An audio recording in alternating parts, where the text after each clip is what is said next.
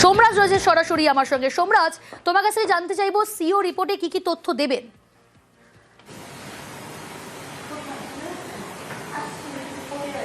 দেখো, প্রথমত এখনো পর্যন্ত কত নোটিশ জেনারেট হয়েছে, কত নোটিশ সার্ভ হয়েছে, কত নোটিশ এখনো পর্যন্ত দেওয়া যায়নি, অর্থাৎ রাজ্যে যবে থেকে এসআইআর শুরু হয়েছে এবং তারপর থেকে এখন বর্তমান পরিস্থিতি কি, গোটাটাই স্ট্যাটাস রিপোর্ট আকারে কলকাতা হাইকোর্টের প্রধান বিচারপতির কাছে তুলে দেবেন রাজ্যের মুখ্য নির্বাচনী আধিকারিক মনোজ কুমার আগরওয়াল।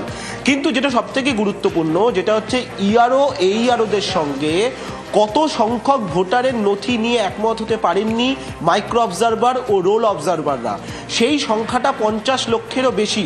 অর্থাৎ দেখা যাচ্ছে মাইক্রো অবজারভার ও রোল অবজারভাররা এই এইআরওদের সঙ্গে একমত হতে পারেনি 50 লক্ষেরও বেশি ভোটারের নথি নিয়ে, যেখানে এইআরওরা বলছেন যে এই ভোটারদের নথি নিয়ে কোনো অভিযোগ নেই। কিন্তু মাইক্রো অবজারভার রোল অবজারভাররা বলছেন যে শুনানিতে আসা এই 50 লক্ষেরও বেশি ভোটার যে নথি দিয়েছেন তাতে আপত্তি রয়েছে, আর এই আপত্তির বিষয়গুলিরই সমাধান করবেন কলকাতা হাইকোর্টের প্রধান বিচারপতি নিযুক্ত জুডিশিয়াল অফিসাররা।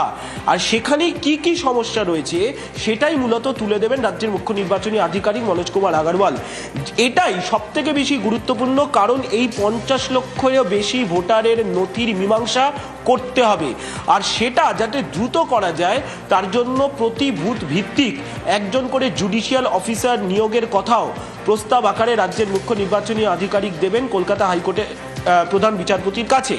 এছাড়াও যেটা জানা যাচ্ছে, এই যে 50 লক্ষেরও বেশি ভোটারের নথি নিয়ে কোথায় কোথায় আপত্তি তুলছেন মাইক্রো অবজারভার রোল অবজারভাররা, এবং তাতে এইআরওরা কেন সেই আপত্তিকে গুরুত্ব দিতে চাইছেন না, সেটারও কিছু উদাহরণ স্বরূপ প্রধান বিচারপতির কাছে তুলে দেবেন রাজ্যের মুখ্য নির্বাচনী আধিকারিক মনোজ কুমার আগরওয়াল।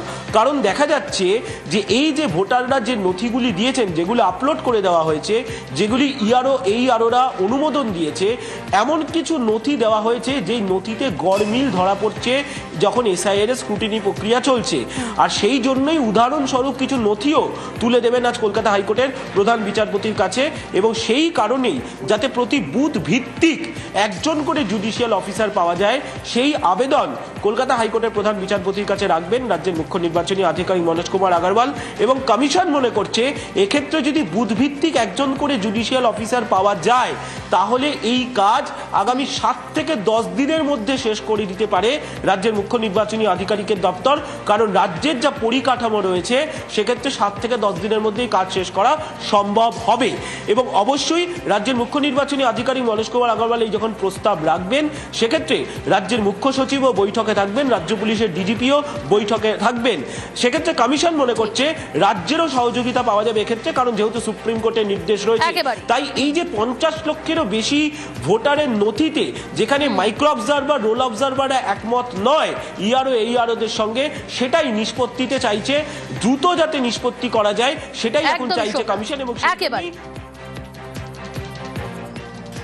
আজকে যে মিটিংটা হচ্ছে সেখানে লজিক্যাল ডিসক্রিপেন্সি আপনাদের তরফ থেকে কি কোনো আছে, কোনো সংখ্যা বলার? যে না, এখন কিছু সংখ্যা নেই, ওখানে তো আমাদের সবাইকে পয়েন্ট অফ ভিউ দিতে হবে, আমি আমার পয়েন্ট অফ ভিউ দেবো।